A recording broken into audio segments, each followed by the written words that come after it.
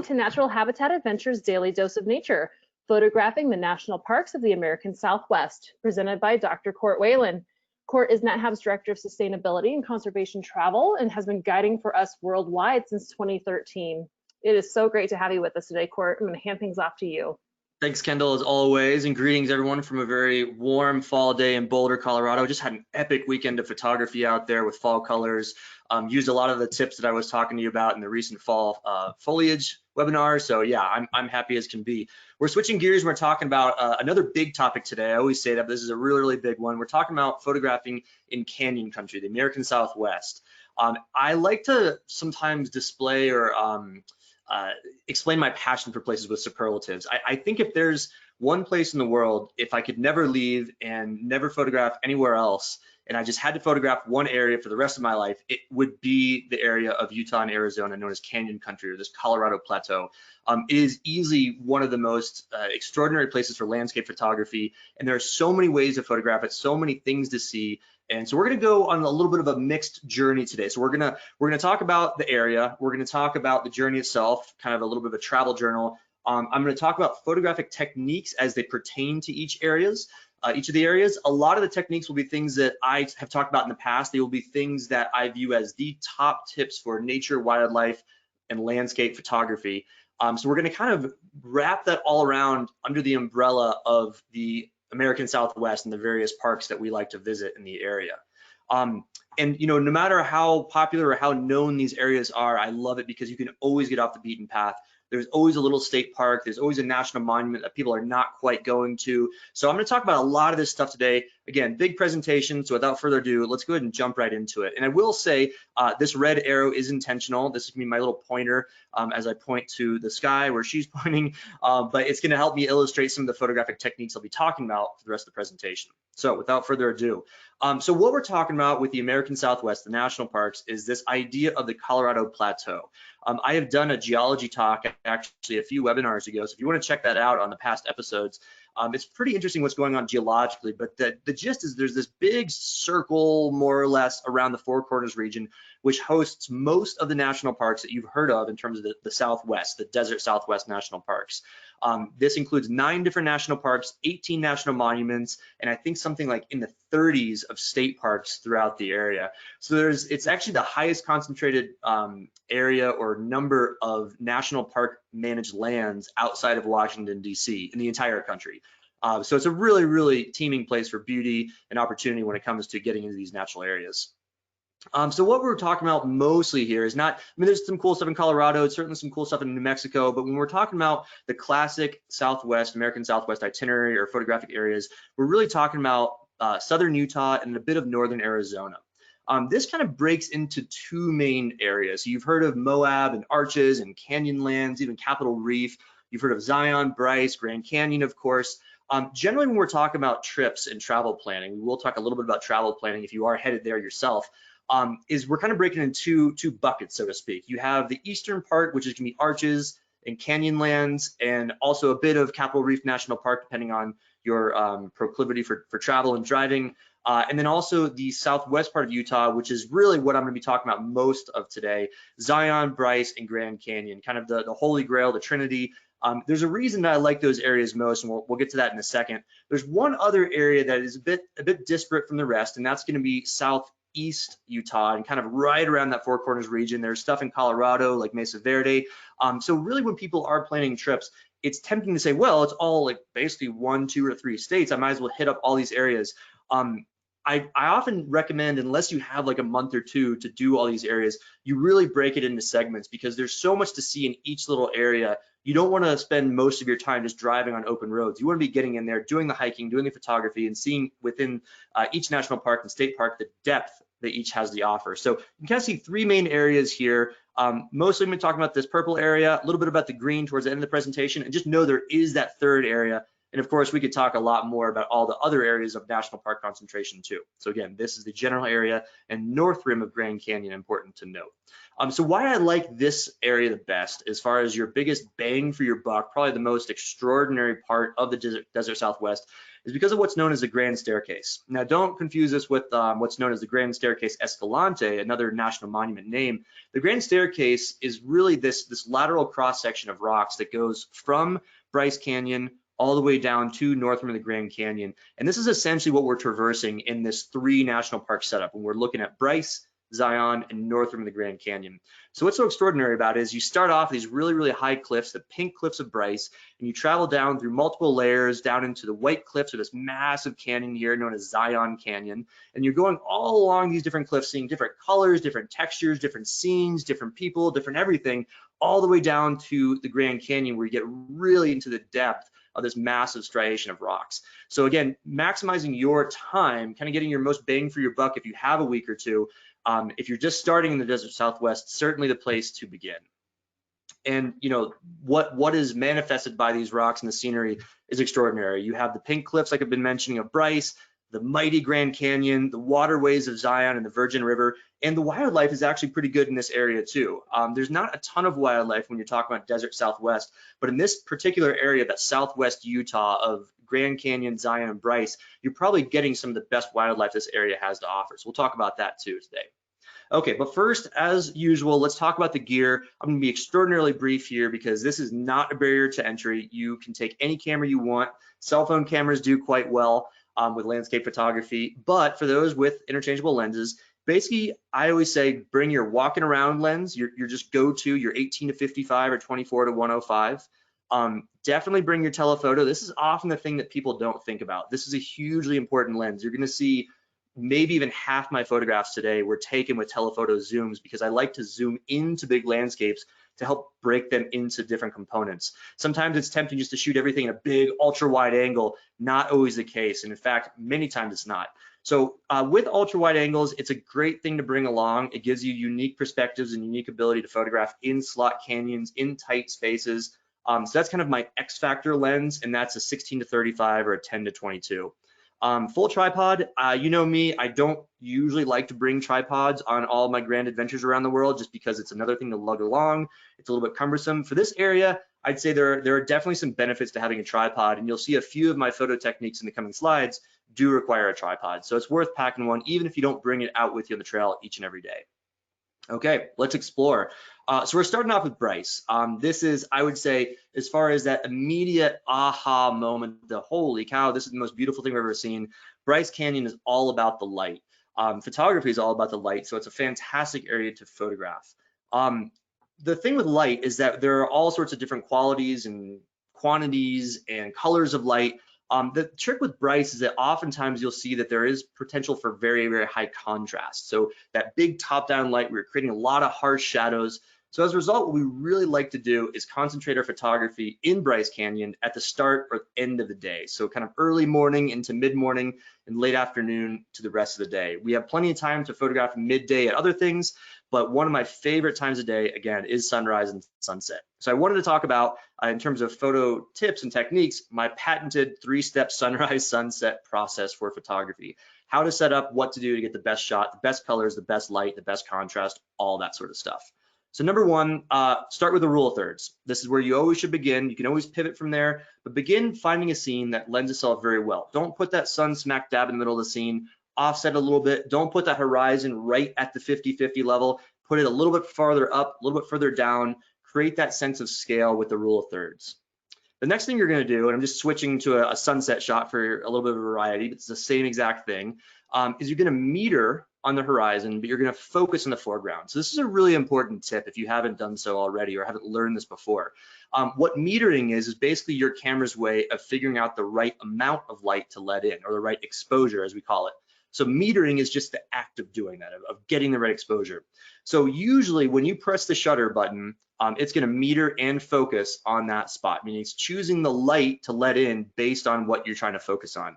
So for sunsets and sunrises, you can kind of hack the system by actually exposing on a different spot as your focus point.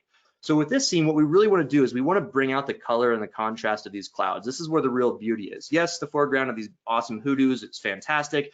But if we don't expose this properly, we're going to lose all those lovely yellows and oranges. So what we're going to do is first, we're going to find this little asterisk button on our camera. And this may be where you need to get onto Google or look in your camera's manual to figure out your exact make and model. Does it have this button? Is it sometimes called AEL or auto exposure lock? It differs between different makes and models and manufacturers. But you're going to expose for something that you absolutely want to get the right color and texture of. In this case, again, sunsets, sunrises, the clouds. Then that exposure lock, once you press it, it will actually hold the exposure for about 10 or 15 seconds. My camera, it's 15. I know other cameras it holds for 10 seconds. That allows you a few seconds to find your focus point, use that shutter button, focus on what you want to actually be in focus, because you don't really want the clouds to be in perfect focus at the expense of the foreground. You kind of want to have your cake and eat it too. It's very hard to do so in photography, but this is a great tip to enable you to do so. So when you hold your shutter halfway down to focus, that does not reset the exposure. The exposure lock is still there. And then third, recompose the shot and then shoot. So remember, recompose to get back to that rule of thirds. You're already envisioning it. Then you kind of move the camera to expose, then to focus, then realign, and then shoot. And you get a great shot like this. This is really, really helpful for all things sunrises and sunsets. So again, you're going back to the rule of thirds to compose your shot. Okay, another great thing I love about Bryce Canyon, and a great thing for photography in general in Canyon country, is seeking indirect light. So as you can see from this photo here, we've got a lot of bright sky. This actually is a midday shot. After I'm doing sunrise photography, I'm out hiking within the hoodoos and the canyons for midday. And I'm trying to avoid this harsh light because, as you saw from a previous photo, it's really intense. It's top down. It creates a lot of shadows. It's not the greatest time to photograph the big amphitheaters, those big scenes of the hoodoos. So instead, I'll take my groups and we'll go hiking down in the hoodoos, and it's absolutely spectacular. These gradients of light allow for gradients of color. And this is a really, really nice time to spend the midday part of Bryce. And you can just, have a complete heyday looking for different colors, different striations, different patterns in the rock. And what happens is when you don't have a big light source like the sun, like a big sky, but instead it's sort of soft filtered light bouncing and reflecting off these rocks, you just have so many different photo opportunities to move and angle and shoot down the lines of these rocks and really come up with some creative photography. So it's a great way to spend that midday. Angled indirect light is also something that we're keen when photographing the big top-down amphitheaters, when we're on the top of Bryce Canyon looking down into these hoodoos. And so a great thing to keep in mind is with your sunrise and sunset photography, although it's great to get the sun, although it's great to get those clouds, the textures and colors, it's also great to ignore those and look at what the light is doing bouncing off these cliffs. So this is Bryce Canyon at sunrise. The sunrise is happening right over here where my arrow is circling. It's actually shining on this back wall first, and then it's actually getting redirected. It's bouncing, the light is physically bouncing off the lighter colored wall into the hoodoos. And notice how they're sort of lighting up from the inside. This is the amazing thing about light, is it's kind of bouncing through these massive 500-foot tall hoodoos, kind of looking like birthday candles. It's absolutely amazing. So looking for that angled indirect light is something that's really, really key, very key for Bryce, very key for all of Canyon's photography. Bryce is also home to some critters, some wildlife. Pronghorn, one of the coolest antelope-like species out there, something that if you've never seen one or you don't know of these already, you're going to see one on the Canyon of Bryce and think that you're in the middle of the Serengeti. It looks completely primitive. It looks completely like an African antelope. Beautiful, beautiful species here. And then prairie dogs. There are lots of prairie dogs. The Uinta prairie dog is the most common of the 5 species that you'll find in the area. Very, very restricted range. So it's a local, rare, endemic species. We want to photograph these guys. My technique for photographing wildlife in these areas, because we often do have a lot of brush, a lot of grass, a lot of distractions. You'll see there's a little bit of cattle fencing back here. I'm trying to take that out of the equation. I'm trying to not allow the viewer of my photograph to see all this distraction like the grass behind the prairie dogs, et cetera, et cetera. I'm using that small f number, or if you don't use aperture settings already, look for this icon in your camera's menu, the portrait setting, and it's going to immediately prioritize for that shallow depth of field. So you see here, I have some nice yellow texture, some yellow color here, but I don't want that to be truly in the photo. I don't want it to be tack sharp in focus because it's just going to take away from this beautiful pronghorn. So again, for wildlife of Bryce, small f number, shallow depth of field, portrait mode. Okay, so photo trip planning, things that you want to take into consideration when planning a trip to Bryce. So in terms of amount of time to spend there, for most places in the world, you could say the more the merrier, but we also have to be practical. If you are trying to fit in a lot of national parks, you want to know, okay, what is the minimum or ideal amount of time? I think 2 nights is about ideal for Bryce. It allows for 2 half days and 1 full day while you're there. It also gives you 2 sunrises and 2 sunsets, which is fantastic.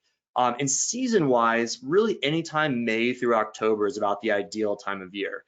Bryce Canyon is quite high. At the edge of the canyon, you're at about 8,000 feet, believe it or not. So believe it, yeah, in winter it snows. I've seen scenes of, a foot of snow in all these huges, which is beautiful, but also restricts a lot of access into the park. It's very difficult to get around. And then come October, it gets quite cold again. We're looking at temperatures, in the low 30s in the morning and in the evenings, and some chance of snow as well. So we're trying to really go for spring, summer, and fall. Winter, if you've got a snowmobile and some snowshoes, have at it, but the main season is this time. The weather's really, really nice. Okay, so we're moving on this journey off to Zion. Again, I said it's a lot, one of my absolute favorite places in the world. What we're doing here, if we're looking at Bryce Canyon in this area, it looks very small by the way the crow flies. It looks very small when you look at a map, but it's about 3 or 4 hour drive, maybe a little bit less between the 2 areas. And we're going to Zion National Park proper. This is our next stop in this epic 3 national park itinerary of the Southwest. So what we're really looking at here, this cross section again of the Grand Staircase, we're starting off at this top level of the cliff. You can see here north, south, east, west. We're actually going down these cliffs, beautiful drive. We're seeing all sorts of different colors of rock, and we're actually getting down in this big hole into the earth. So all of a sudden, as we're driving down here, all sorts of switchbacks, et cetera, we're entering Zion Canyon proper. At the very bottom, the Virgin River is one of the most beautiful little rivers that's carved this massive canyon in the Southwest. And of course, as you're chiseling through all these layers of rock, you get some really fantastic colors and some really fantastic scenery. It looks in a lot of ways like the surface of another planet, Mars, a moon. It's got a lot of vegetation, but it's this massive slab of sandstone. They're angled, they're uplifted. It looks like an earthquake just went through some of these places days ago. However, this was all formed about 160 million years ago, believe it or not, as part of a very ancient sand dune sea. Most geologists predict that it was actually larger than the Sahara at its peak time. Not coincidentally, it was also during the Jurassic period, about 160 million years ago. So sometimes in this area, you can see various little fossils, sometimes even dinosaur prints. It's pretty interesting. So my photo tip for this area, one of the photo tips, is a land of leading lines. So another big compositional tool. So we talked about rule of thirds just a second ago. Leading lines is paramount. It's super important for photography, super important for elevating your photography to the next level. And you can see here the scale, the size of this landscape. This is one of my photographers in one of my groups, and you can see how she is dwarfed by the surroundings. You can also see how she's using the technique that I'm about to tell you, using this cross-bedding formation, these striations in the rock, to get some really cool angles on photographs. So what I love about Zion is it's got all these little nooks and crannies and crevices and textures, and you can really use them to your advantage to showcase the grandeur of the scenery. So as an example, if you've never heard of leading lines before, it's pretty much as you might be thinking. It's a way to lead the eye in a direction that you see via lines in your environment, or lines that might, even in an artificial environment. Sometimes we use things like handrails and staircases, train tracks, et cetera, et cetera. But in this case, what I'm really trying to stress here is that another big compositional tool out there that you should try to use whenever possible is this idea of direction, pointing your viewer's eye to what you want to showcase. So in this case, I'm trying to scoop the eye of the viewer into this big, big scene. Look at the depth, look how far up it goes. Look at this massive arch that's probably about the size of, 2 houses put together. It looks small, but it's a massive, massive landscape. And using these lines that are kind of funneling you to the big part of the scene is my technique with leading lines. But it doesn't just stop at cross-bedding. We got the beautiful Virgin River here in what's known as the Narrows, an exceptional hike. And we're using leading lines, a lot more leading lines, but I wanted to illustrate how a very simple scene, I'll go back, it's very simple. There's not a whole lot going on here, but when you break it down into these leading lines and elements that allow your eye to follow the path of the river, allow your eye to see that terminus, that big golden rock that shoots up straight 2,000 feet in the air, what I'm using all these different lines in the environment to direct your eye to simplify the scene. It's actually a very complex scene. There's all sorts of rock. There's trees, there's river rocks. However, when you get the eye directed in the way you want, it actually becomes a lot more effective, a lot simpler. So what I'm doing here is I'm using the curvature of the sand. I'm using the direction of the rock leading down river. I'm using the rock over here, and I'm really trying to get your eyes to view the path of this curvy river to showcase this big towering orange wall. This is in essence kind of like my subject of the scene. The Virgin River is also exposed in the outer environment. So that was one of the big slot canyon walls of the Narrows, again, about 2,000 to 3,000 feet of sandstone.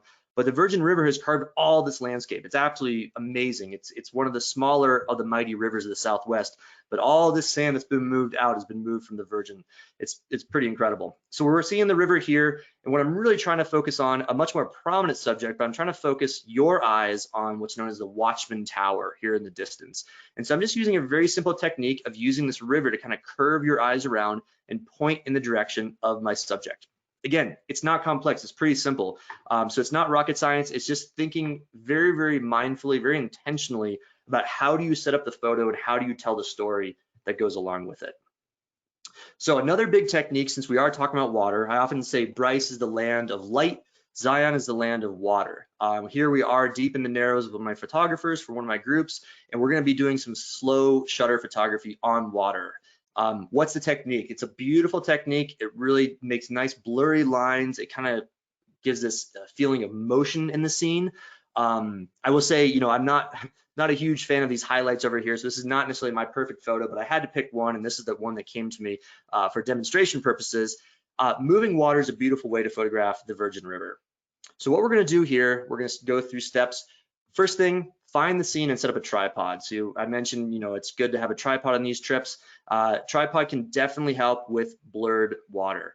Find the scene, get a good setup, put the tripod in the water, kind of look for your compositional elements. And then number two, get on shutter speed priority. Okay, so if you haven't moved off of auto or P in your camera yet, this is your time to go out of your comfort zone. It's amazingly easy. Put it on shutter speed priority and start. My recommendation is about 1/10 of a second. Okay, so what'll happen is the camera, when you dial in 1/10 of a second, it will then choose the aperture for you that allows you to get a proper exposure. And so what's so great about photographing in the Narrows in this massive slot canyon is you don't have a lot of bright light. You have a little bit here, but I probably could have set up the camera to get a bit different angle. What you're often faced with is when you're trying to do slow shutter photography out in broad daylight is the camera can't compensate with a narrow enough aperture to balance the intense amount of light you're getting into the scene. So being in canyons, being in shade, in shadowy areas is great for slow shutter photography. Okay, so you're on 1/10 of a second. What are you gonna do next? You're gonna focus on the foreground, so something in this area. So it's nice, tack sharp. Water's obscured, but the zones are pretty. You're gonna recompose the shot. So make sure you get back with leading lines or the rule of thirds, whatever composition you choose. And then you're gonna experiment with different kinds of shutter speeds. So you're starting with 1/10 of a second. I recommend that as a very arbitrary starting point, but you wanna experiment with what does a scene look like at 1/4 of a second? What about 1 full second? What about 1/40 of a second? Depending on how fast the water is moving, you're gonna get really, really different scenes. Sometimes the water will turn completely white after you let the shutter open long enough because there's just enough rumbling and enough white water that it creates that look. So it's really up to you. You can also stop it down all the way to a very fast shutter and get that frozen water, you know, the motion of the water completely taken out, stopped in time. But I think this technique of slow shutter water photography is a really, really great thing to focus on when in the Narrows of Zion. Okay, so wildlife in Zion ain't bad either. This is, I think, is probably the best wildlife in the Southwest. You get desert bighorn sheep. So you've heard me talk about this before, is that when you have a big scene, a big animal that's filling most of the frame, you can see most of the frame has this animal in it. You know, I want the tips of his horns in focus. I want its nose, I want the eyes, I want its neck in focus.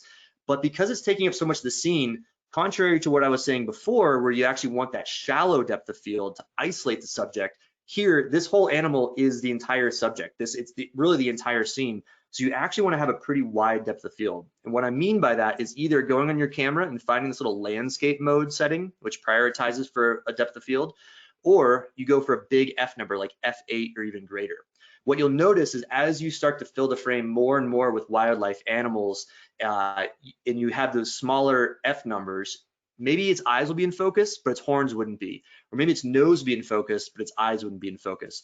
To me, that's not acceptable. I want the whole animal's head and face and even most of its body in focus. So again, when a big animal is in a big part of your frame, the majority, a big percentage of your frame, you want to have that big F number, big depth of field. Okay, so trip planning for Zion. I like to try to stay here a little bit longer. It's such a varied park. It has a lot of different landscapes, a lot of different things to see. I think 2 to 3 nights is ideal. If you are an avid hiker, there's some pretty major hiking you can do here. Some of it can get a little bit difficult. You know, you might be climbing, well, not climbing, but hiking up a climb that might be a 2,000 or 3,000 foot elevation gain. It might take you 6 or 7 hours. Typically on the trips that I guide, we're more focused on the shorter, smaller hikes because we are so adamant on photography. But if you're an avid hiker, 3+ nights could be really, really nice. Now, the interesting thing, really interesting about Zion is that that classic sunrise sunset time kind of goes out of the equation. You're in that deep valley. Remember that scene that I showed you of the cross section of the Grand Staircase? You're way down in there. So it actually takes a little bit of time for that sun to get over the cliffs and hit the valley floor. So the great thing is if you have an itinerary where you start in Bryce and end in Grand Canyon with Zion sandwiched in between, is you kind of have this opportunity to take a little bit leisurely mornings. You know, you don't have to necessarily be up to get the very last little light of the day because it's that midday photography in the canyons in the area that can be so great. Season is actually expanded. We're quite a bit lower. At the bottom of this canyon, we're looking at about 4,400 feet more or less compared to 8,000. So while it might be snowy and hard to access in March, Bryce would be, Zion is actually quite open and quite pleasant, okay? So yeah, worth thinking about. If you do have a trip to Zion planned and it's just Zion, you can actually stretch that window a little bit on either side. Okay, we're moving on to the grandest of canyons here, the Grand Canyon. I'm going to be talking about the north rim of the Grand Canyon. So as you know, there is the north and the south rim. Most people will go to the south rim. So as we look here at our cross section, we're going out of this canyon, zigzagging. We're driving down here, going down, down, down, down. We're actually going to get the lowest, oldest layer right here. However, there's this great wild uplift of the Kaibab Plateau. You'll have to join me or talk to me later about why this is all happening. But actually, this top of the plateau is almost the same height as Bryce Canyon. So we're back up at 7,000, 8,000, 9,000 feet. But then as we go down into the canyon, we're getting exposed to all sorts of extraordinary layers we haven't previously seen.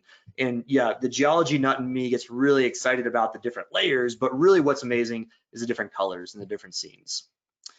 So Grand Canyon, North Rim, absolutely amazing. My number one tip here is that when you're faced with big, big landscapes, I mean, this is almost too big of a landscape. We're talking about 11 miles across from rim to rim.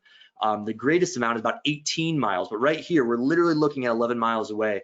It's almost too big. It's almost too much to take in. Remember, Bryce is the land of light. Zion is a land of water. Grand Canyon is this land of space and time. It's just enormous. So the main thing that I'm going to do, yeah, I'm going to get on the rim here and I'm going to take a few shots, a wide angle to get the whole scene. I want to put context. I want to remember what my eyes were actually seeing, but really it's all about zooming in. This is when your telephoto lens is going to be hugely important in breaking the scene down into components. So this is not the main Grand Canyon. This whole thing is part of the Grand Canyon. This is actually just the Bright Angel Spur Canyon. This is just one little part of it, but I wanted to feature this in my photo. I wanted to bring out those colors and textures. I wanted to bring out some of the greens, the reds, the oranges, and I didn't want the whole scene with the light and dark and the shadows and the contrasts that kind of are a little bit distracting. So I'm probably at about 400 millimeters here. I'm zoomed all the way in. I'm just filling the frame with all this extraordinary color.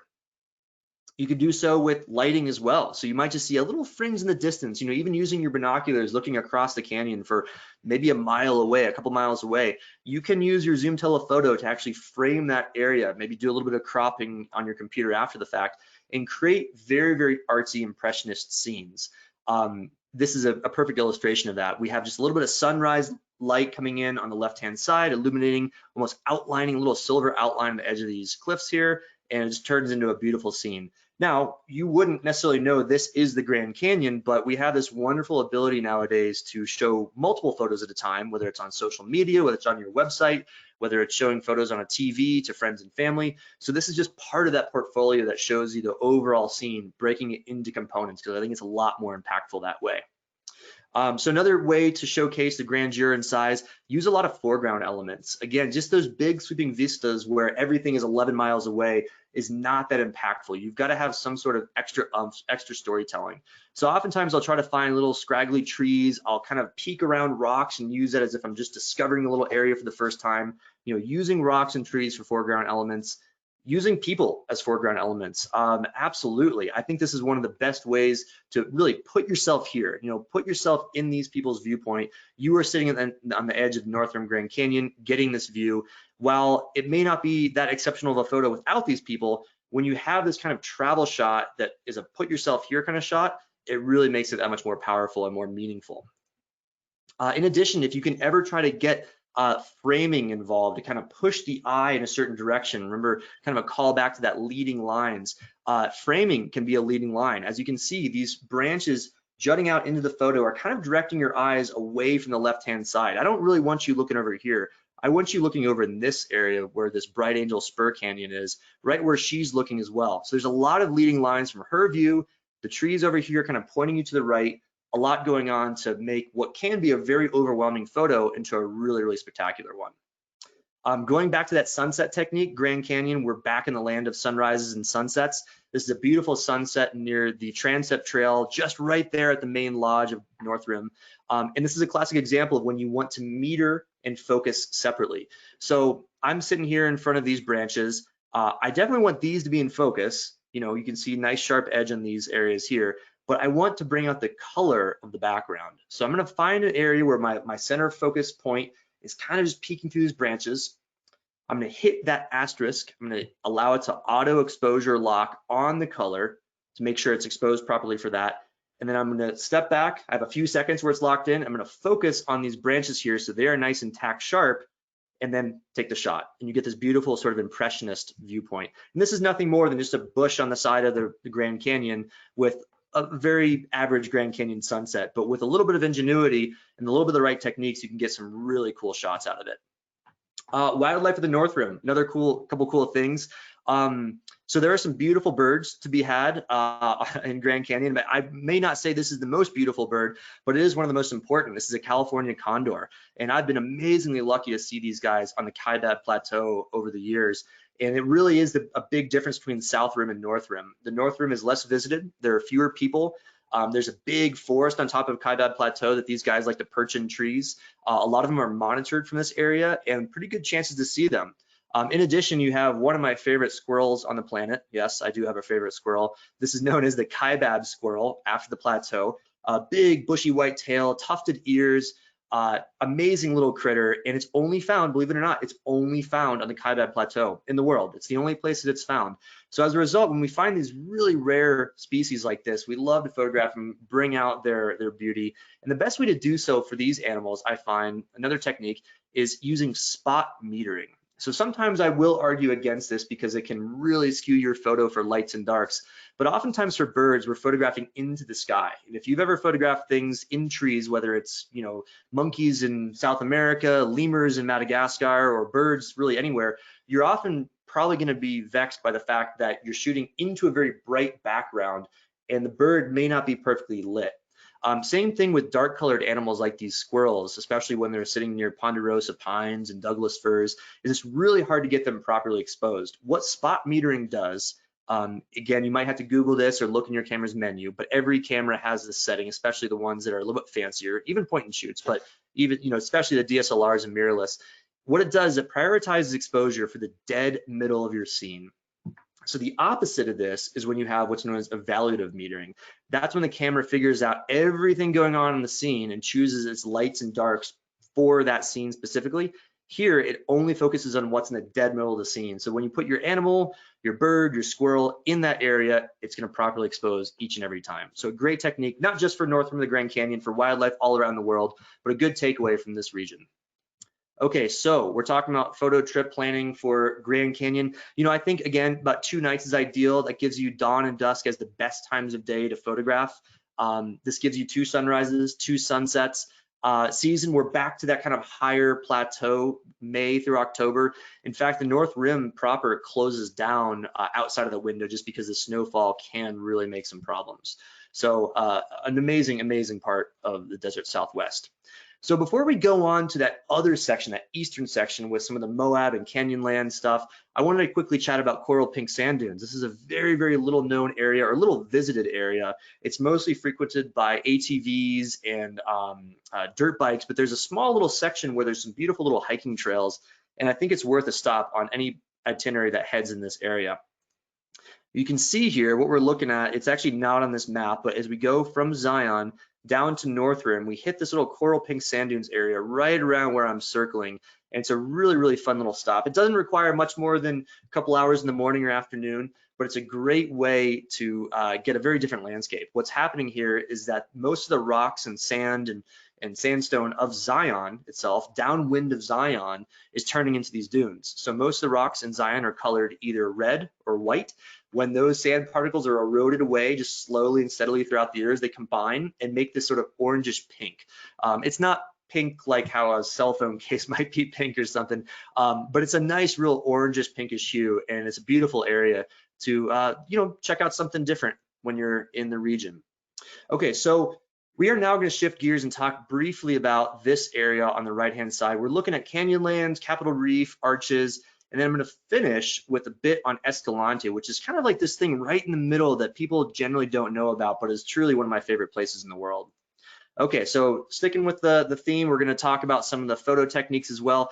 Capitol Reef is another national park. It's got this interesting little town in the middle called Fruta, and it's actually got these amazing fruit orchards. You can go and pay like $10 for a basket or a bucket and pick apples and pears and plums. There's a little bit of ancient or sort of century-old Mormon settlement here, so it provides some great opportunities for landscape photography with human settlement in the middle of it. It's also a cool time to do some night photography. We haven't talked about that yet. Bryce Canyon, Grand Canyon, equally good, but rather than talk too much about astrophotography, I wanted to mention this other part of the day that photographers oftentimes overlook. So let's just say you're out here and you don't want to wait up till midnight for the sky to get completely dark in the summertime, but you do want to get some cool night photography. The blue hour is what's known it's called the blue hour, and it's basically the hour right after sun goes down until complete darkness, aka twilight. You're not getting actual sun, but you're getting some really nice ambient light that will light some of the cliffs and the rocks, and you're also getting this nice blue hue in the sky. So if you haven't yet checked out my astrophotography webinar, the same techniques apply. We're looking at long exposures, we're looking at focusing on the cliffs here, we're using a tripod, but check out the blue hour if you're ever in the national park areas and get this really beautiful blue cast to the sky. Canyonlands has probably the most famous arch in the world. It is right next to Arches National Park, and it's near the town of Moab. This is known as Mesa Arch. It is probably one of the most photographed arches out there. It's on many a desktop background. You can see here the La Salle mountain range in the background, and it's always hilarious to me to walk up on this arch, and there might be a dozen photographers there, and it's so much smaller than you'd imagine. It looks like this massive towering thing, but it's really kind of like the size of a small living room, really. But nevertheless, Canyonlands has so much to love right in the area too. Not maybe the most beautiful name, but it's a beautiful place. Dead Horse Point State Park is right in the area. This is one of those places that people will often not go, even though they might be staying in Moab. They might be going to Canyonlands and Arches. A really cool place, very easy trail that kind of circumnavigates this big cliff. And just a little thing here is whenever you have these big landscapes, really keep in mind that you want to put some sort of context to them. So here I'm hiking with my wife. I want to make sure that I have some sort of context to this massive scenery. It's a great shot without the person, but it's an even better shot with someone to provide that sort of picture yourself here moment. As we move over to Arches, gosh, there's so many photographic opportunities here. And this is just my way of saying, sometimes you want to shoot to crop the photo later. Arches are a great example where, the original photo might be much bigger, but there's a lot of brush, there's a lot of harsh lighting. This might be a great photo for you, or you might want to go backwards like this and shoot that photo originally, and on the computer, squish it down and make what we would look at as like a panoramic photo from way back in panorama film days. Arches, Canyonlands, all these areas, a great place for the sunburst effect. So if you have not tried this, it's a super fun thing to do. You can even experiment in your own backyard, your own state park, your own area. It's a really great way to take photo of something that may not be immediately that impressive, but contrasted or with the addition of the sunburst, it turns into a really alluring photograph. So how do you do it? Well, simply put, you need to find some sort of structure that can block the sun about halfway. It can be a building, it can be a bridge, or it can be a beautiful rock. It can be an arch like we have here in Arches. And very simply, you're going to put your aperture on f/22. So you're going to have to switch over to aperture mode. If you haven't done that yet, it's just as easy as shutter speed mode. f/22, half block the sun. Don't look at the sun through your camera because it could be damaging, and then snap the shot. And as you'll notice, as you kind of sway back and forth, movement this much can make such a difference for how long those sunbursts are. But it's a really, really great technique when photographing, even in sunrises and sunsets and things like Bryce Canyon, Grand Canyon, et cetera, et cetera. But I particularly love it with arches because there's so many opportunities to get different compositions and landscapes. The sun's always going to be there, which is great. So last but not least, I'm going to talk about Escalante. This is often something that's not on the itineraries.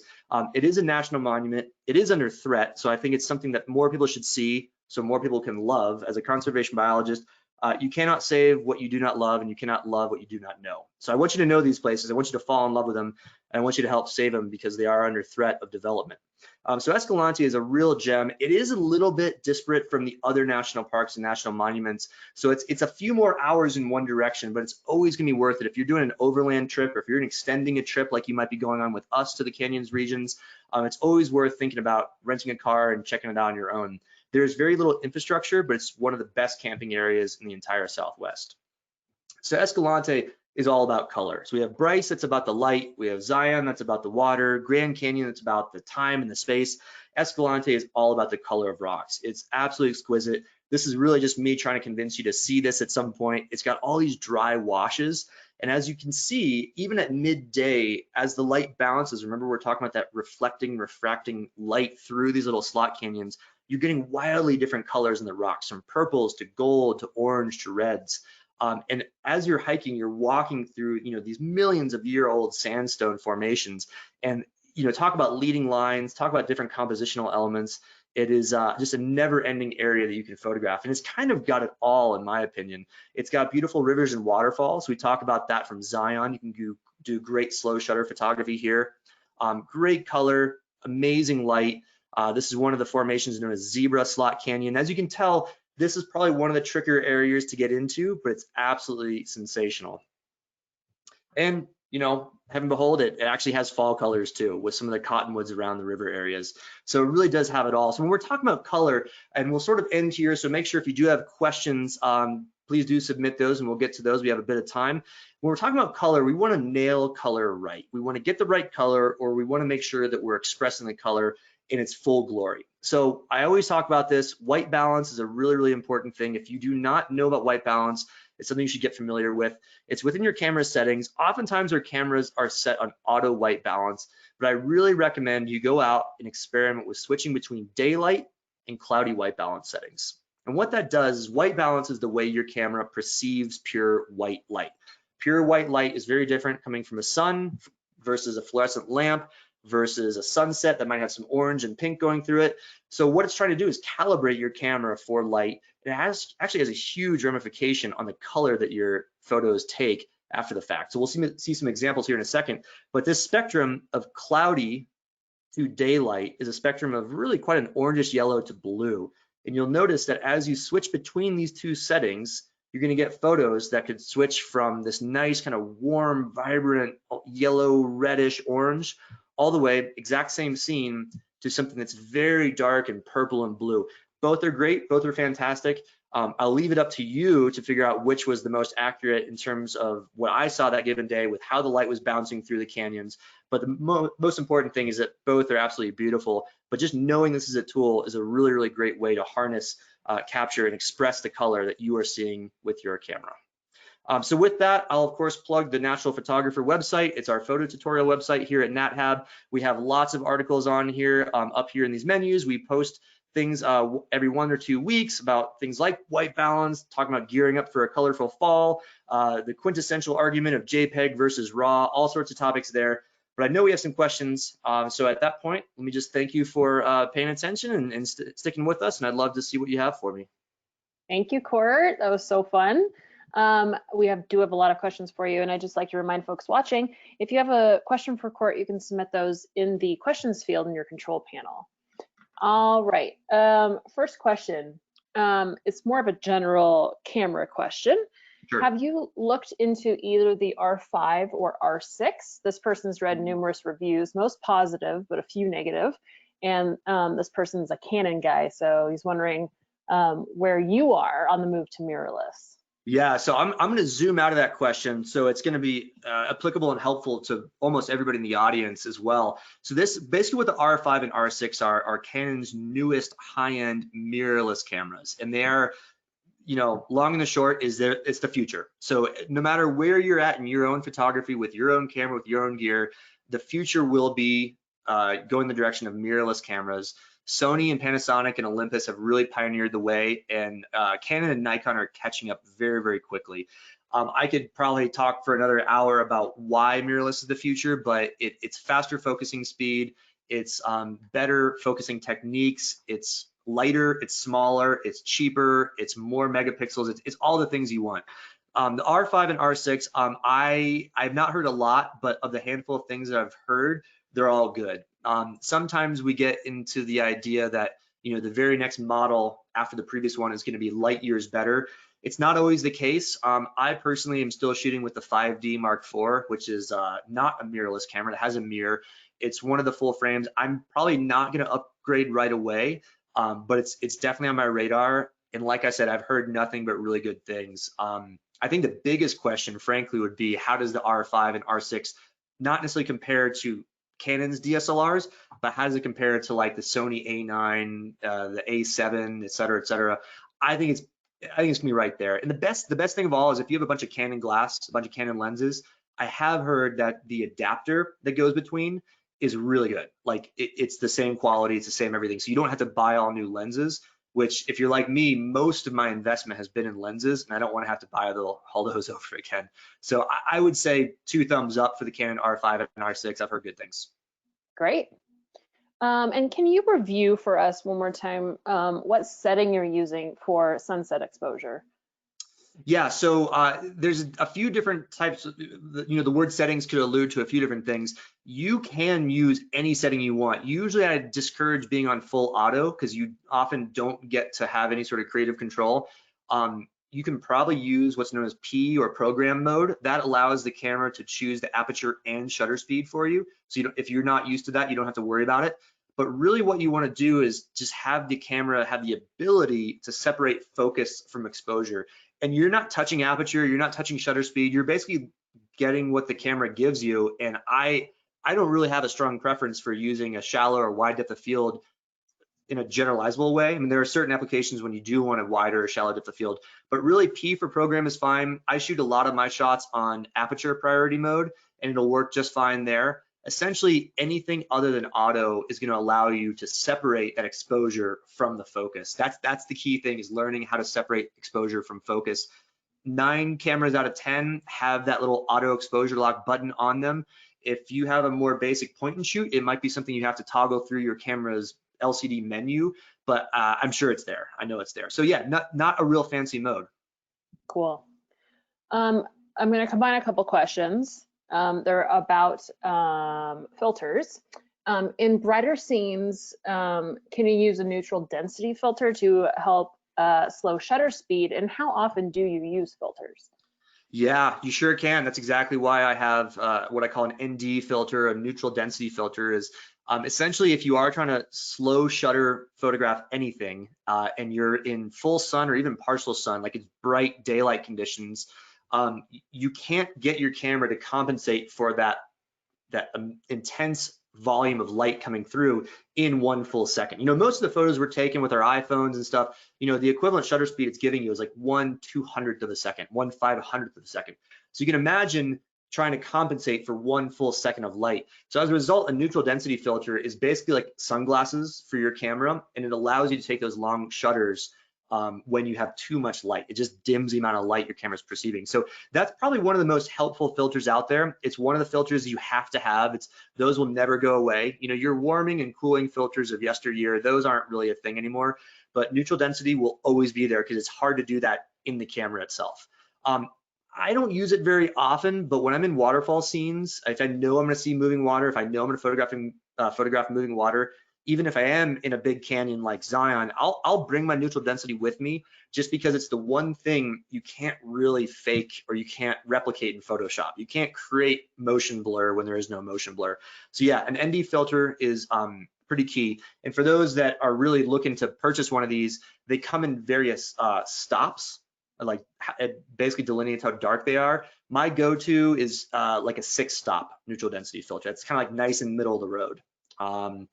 So yeah, other than that, sometimes I bring a polarizer, but really I try to be as minimalist as I can when it comes down to camera gear. An ND filter is about the only thing I'll routinely bring with me on landscape photography trips. Okay, great tip. Okay, we've got a couple questions about the Grand Canyon. So the first one is, this person noticed that on distance shots of the Grand Canyon, it appears to be a little hazy in the distance. How do you counteract or compensate for that? Yeah, so that's one thing. You can have the biggest zoom lens in the world, but if you're trying to photograph something 11 miles away, it's, there's atmosphere. The great thing about the desert is that most of atmosphere is water vapor.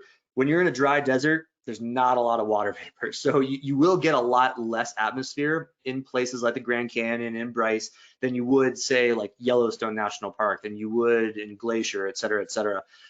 So fortunately, by the very nature of it, it's minimal. Second, you can always Photoshop stuff. There's a fancy tool now called dehaze.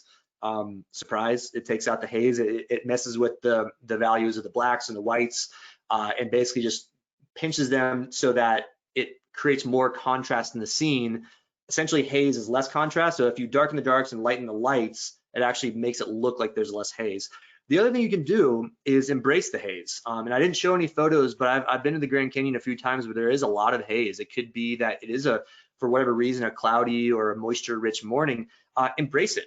Shoot towards the sun and get that wild haze and use that warming effect of the white balance and create this almost ethereal kind of look. So I would say it's one of two things. You're either going to try to avoid it, and you can do so by going to the desert, by photographing a little bit closer, or photoshopping, or embrace it. And sometimes, you get really cool effects by embracing what is troublesome from a landscape like that.